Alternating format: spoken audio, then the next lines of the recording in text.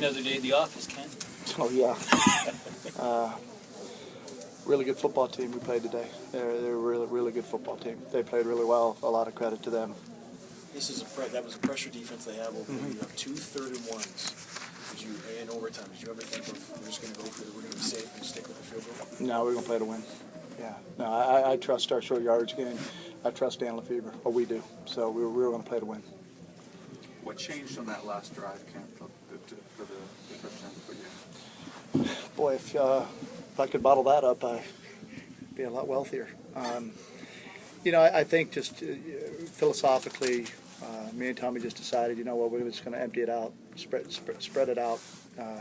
Told Hank, listen, if they one plus you're going to be hot, and really just put it on Hank's shoulders, and tried to give him a clearer box instead of trying to block it up, and see if we couldn't make miss a couple tackles or make a couple guys miss after a completion, and Henry just really was on target in the last drive. Hank hadn't really played all that well up until that point. I mean, what gave you but you still had confidence that he was going to be able to pull that off? And any thoughts of putting in Lefebvre at that point? We talked about it, but at the end of the day, Henry has got a lot of experience and had been in these situations before. And we just said we're going to empty out, and Hank, you're going to have to find your receivers and understand coverage, which he does. So it was just a guy we believe in. That's played well for us this year. Kent, it's been a long time since a Ticat player has been hoisted by his teammates. What is it about Danny that allows him to do what he does? Well, there's a reason why Dan had the production he had in college. I think he's the only quarterback in the history of the NCAA to, throw for over 12,000 yards and rush for over 2,500. I think he put up 15,000 yards and I don't know how many touchdowns, but it was a bunch. He's just a highly competitive, very focused, very unselfish quarterback that is a winner. Did you know as you were going through the season that you would come to the situation you could empty out your playbook, you could do, because you have Dan in there and he can do the things he can do, and you know Henry is going to produce for you when the moment counts? I mean, a lot of teams would not succeed with rotating quarterbacks and oscillating like the Ticats do. Why? Is it just the quality of the player, the talent in the room, or is it mentally they've all bought into contributing? Well, I mean, it's all the above. I mean, the package that Dan runs is suited for Dan, right? And when you play a defense like this, you have to play 12-man football on offense. And what I mean by that is you have to add your quarterback in the run game. Otherwise, you're playing 11 against 12 if you just hand the ball off to a tailback.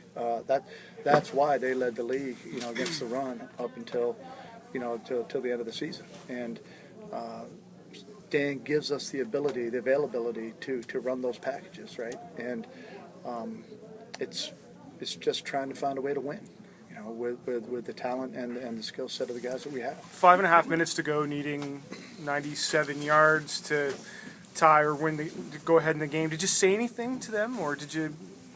No, just focus on the calls, get back to the huddle, get out of the huddle. I told Tommy to make sure that the plays that we were calling, the tempo, faster, and let's just see what happens. How worried were you that you didn't take advantage of the? I'm sorry? How worried were you that you didn't take advantage of your 2 quarters with the win? Very, very concerned. But that's a real credit to them. I mean, we had a hard time getting off their DBs. I mean, they played well up front. They covered well in the secondary. They made a lot of plays. They're a good defense. They're a really good defense. It's a real credit to them. Was the major frustration that their defense outplayed you guys? I'm sorry? Was the major frustration that... No, it's just that, first of all, the conditions weren't great for throwing the football. That's not an excuse because both teams had to deal with it. But, we missed some throws. And with a defense like this, you've got to, if we've got an opportunity to complete the football, I mean, you've got to get those.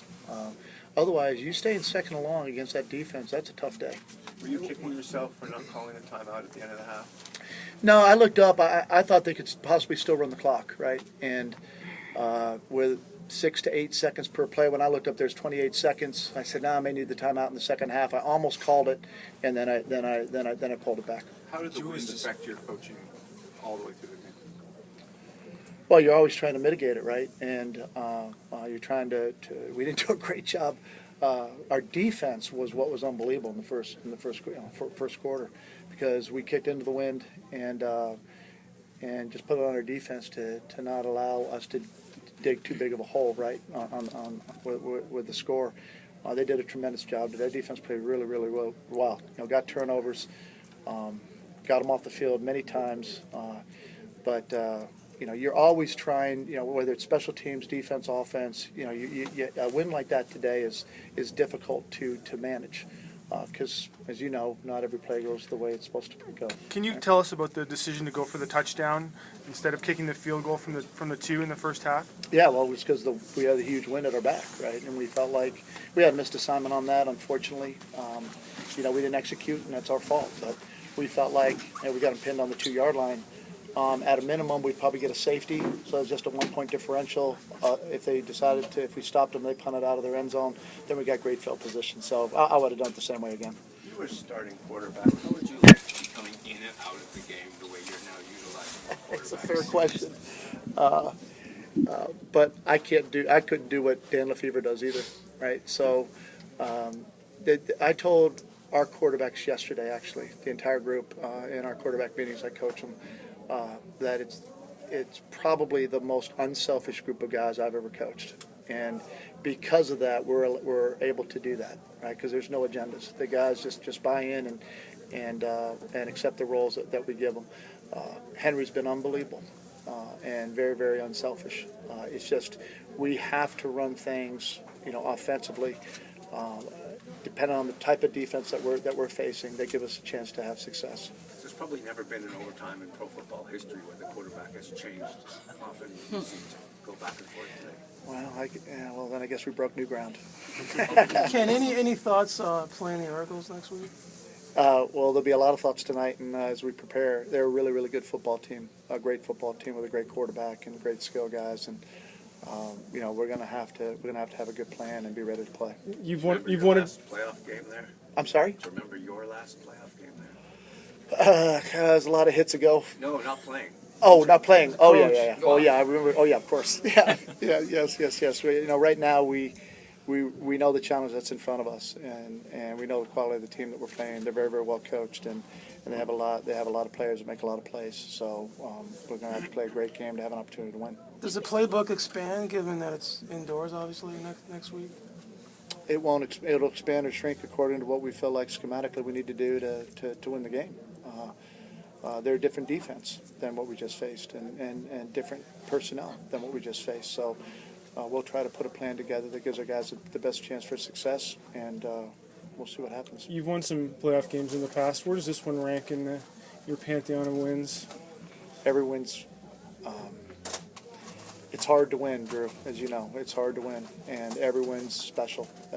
They're all special, and it's a real credit to those guys in that room that they didn't waver and they didn't quit, and that they continued to believe that we could win. And real credit to the staff for getting their players prepared to play.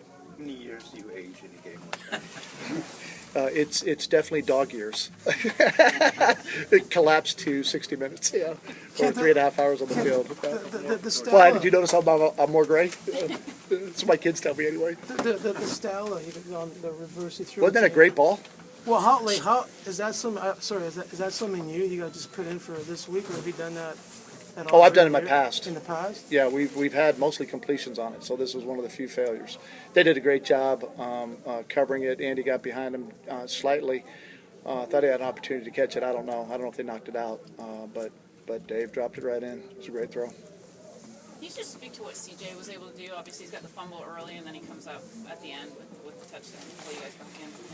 Just I've shared my feelings a lot about CJ throughout the year. He's a young man that we have a great deal of confidence in. He's a real pro. I mean, he cares about being good. Yeah, he made a mistake. We all make mistakes. I made several today, even before the game. So, we know that he will show up every week. It doesn't mean that he'll always play great. Nobody does, right? Nobody's played a perfect football game. But what we do know, it won't be because his lack of caring and lack of ability. That's not the case with him. What happened before the game? Okay? What, Oh, I'm just, oh, joking. Oh, I probably ate the wrong food and yeah, okay. didn't take my vitamins. Back Yeah. there, then he had the doors. Shake.